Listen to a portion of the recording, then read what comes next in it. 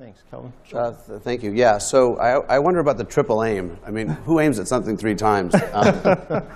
Is as a kind of a interesting metaphor that we use. You know, how many physicians are in the audience or who have gone through medical school and kind of done the thing? You know, so to my colleagues out there, you know, we spent the majority of our 20s and probably early 30s kind of in a dark room with cadavers and being beat on and humiliated all over the place. And we kind of come out of the box, not aware that we were ever in the box because our life is now the box. And what's happening now, and I just by brief history, I did 1 year of the HMO hamster wheel medicine practice and got so burned out and so demoralized that this wasn't what I went into medical school to do. I mean, I'm being paid $45, patients don't treat me well, I've got 7 minutes, I'm never on time, I never feel like I had enough time, and so I basically have been hacking the system ever since then, where I said, you know, maybe I'm not going to take insurance anymore, and maybe I'll have people pay me, and let's see if that makes them more accountable to me and me more accountable to them. And so in my journey of practicing in a way that's a little different and talking to my colleagues that are being bought by hospitals and bought by everybody else's, I think that, you know, there's a number of conversations that are happening in separate rooms that are very siloed. And hospitals are negotiating with doctors and buying them even. Other companies are buying doctors and they're having negotiations. Health plans are talking to employers and they're negotiating the contracts for the doctors in the hospitals, and those are happening in that room over there. And then you have employers talking to their employees about how the benefits are going to work. And really what you have is all these different people not in the same room talking about how to make healthcare cheaper, better, and more efficient. And I fundamentally think that what's happening with Walgreens and Merck and DaVita is these are, it's so broken, as everybody knows, that there are, hey, I've got this big balance sheet. I mean, I can go in and I can try to take some of that market share away from these people. I'll buy doctors and I'll create kind of an assembly line of medicine. And I ask the physicians out there, I ask the patients out there, you know, is that what you want? And maybe it is, but you know, humanity has to always be kind of the denominator, I think, of healthcare. It's not technology. You know, technology does not replace trust. And I think that, you know, fundamentally, when you're healthy, you can go on the internet and you can be connected to things. But for those of you who recently had chills and bone pain and headaches, you want someone to help guide you from here to there. And you want that person to feel good about it and empathetic about it and really guide you there. And I get concerned when physicians get employed and they get told, hey, by the way, this is how you're going to do it now. It's going to be like this and like this and like this. I mean, I know a number of doctors that are so demoralized, and all the studies show they're all leaving. So, you know, and they carry the debt from medical school, and no one cares about that. And so I really think that having a physician to be really in the room, present part of the conversation around specifically the patient and the patient's care, and how to do that the right way, because obviously you don't want all the variability and potential costs all over the place, but you do want something that looks like it's based on evidence and experience, because I don't think there's a lot of evidence for evidence-based medicine when you're dealing with an N of 1. Right? I mean, you could be on either side of the bell curve, you could be in the middle of it. So evidence is informative, but it's not the be-all, end-all. I mean, there's preference-based medicine.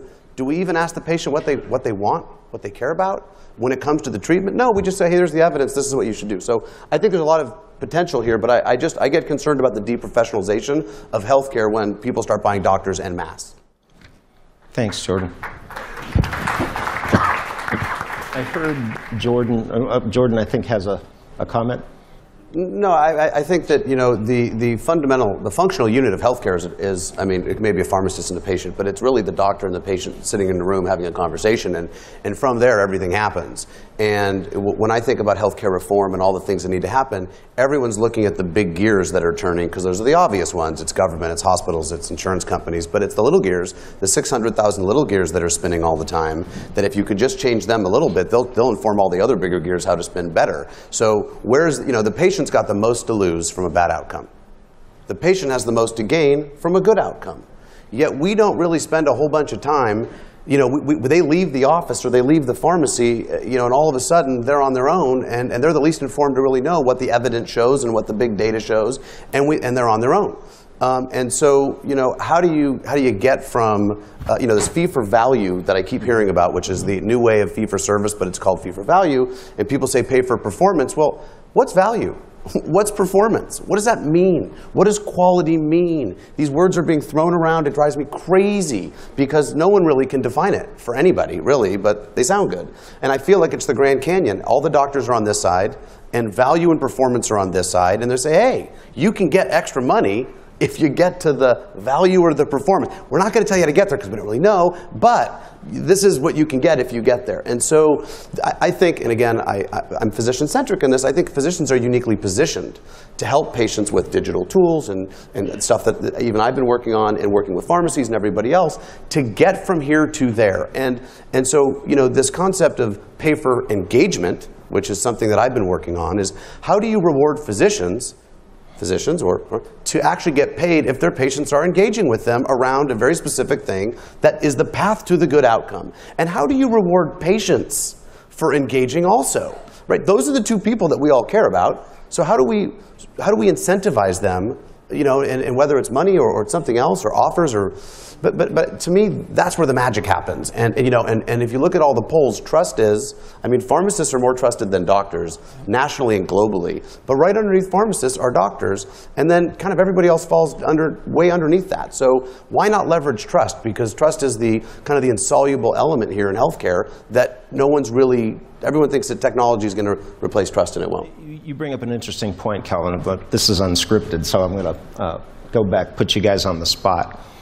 What are the incentives? How do you look at the incentives for having a patient change their behavior? We talked about behavior change, talked about the outcomes that can be associated with that. How do you align those incentives, regardless of what the delivery model is? As myself as a consumer, as a patient, how do you incent me? I think that if I knew how my patients were doing at any moment in time, and I actually had the ability to influence an outcome, because at the end of the day, you know, I want to have the best outcomes I can. You know, I mean, I don't want to be the guy that's got the 5th best outcomes in my region or in my group or whatever. I'd like to have the best, and if I'm not having the best, I'd like to know how to get to better, right? But I don't want someone to, you know, kind of tell me. I want there to be kind of a learning, because physicians are steeped in the scientific method. There's a study, you learn it, we can reproduce it, that guy's doing it, he's got good outcomes. So if there's a mechanism that's, you know, kind of more real time than carrot stick, you know, penalty reward, kind of the way it works today, which is all retrospective. If I have the ability to get good outcomes, I think, and I know this sounds crazy, but I think physicians who spend all this time going through all this training and spending a lot of time with patients who are dying and sick and even healthy and keeping them healthy, we get satisfaction out of good outcomes. But we never know if they have a good outcome. I just took care of a guy, got him sober, and he'd been drinking for a long time, and I called the wife. She goes, man, you've changed our life. Thank you so much. And she wouldn't have told me that if I hadn't have called to check in on something about her. And so the feedback loops are missing, really. And to the extent that I could be incentivized with money or even just pride of knowing I'm doing a good job, I need that feedback, and it needs to be less associated with sticks, you know, or fear. And I think that's a big motivator that's unrecognized. Just one of the things that I'm working on now, and things are so compressed that you're not having the rich dialogue that would say, what is exactly that you want for your health? And then how do we work together collectively to actually help you to achieve that? And so that's what we have to do more of. But real quick, functionally though, I think it's important that when you go to see your doctor, you spend 80% of your time telling him the story and 20% of your time deciding what to do. And we need to flip that. It's a little detail, but if I knew everything about you when you walked in and I could spend 20% of the time talking about what's happened and 80% of the time how to deal with it, I think you get the rich dialogue, and you get the patient engaged, because now they're part of a conversation about the outcome as opposed to what's going on around here. Just to pick up on your point. I agree with the description of reality, yet I'm pretty psyched. I'd just make one comment that, you know, in a bundled payment world, you know, everybody's obviously kind of on the hook for you know, a good outcome per se, and I think that, you know, the hospital readmission programs, I always think, isn't a hospital readmission a second-order problem? I mean, shouldn't we avoid the admission? Because if you avoid an admission, you damn sure avoided a readmission. And so how do you avoid an admission, right? Well, what you do is you have good communication channels open between the doctors and the patients that are being admitted. And that could be the ER or something else. And so really it breaks down to is like if we're always chasing the second and third order problem, and no one's going to the belly of the beast and looking at the root problem. which I'm trying to elucidate is doctors are now trying to see 30 and 40 patients a day, and I think there are some practices that can really do that well, so long as there's a communication lines open with those people, because they want a good outcome too. Right? Nobody wants a bad outcome. And it's interesting, women who take Ambien are 3 times more likely to go to the ER than women who are not. Kids who take Ritalin and all the ADD drugs are 4 times more likely to go to the ER than those who are not. We don't bake into the price of those pills those ER visits. Right? And so we don't really have a way of thinking about this stuff, because for every action there's a kind of a reaction, but we don't think about the reaction, we just look at the action. And so I think we have to zoom out a little bit also to kind of bake in a bunch of these other variables that are very real. And physicians would rather write a pill than sit down and talk to you because I don't have the time to talk to you. And the pill is an action, and it's a, something. So, but I think everyone's got to get in the room together and have the real frank conversation.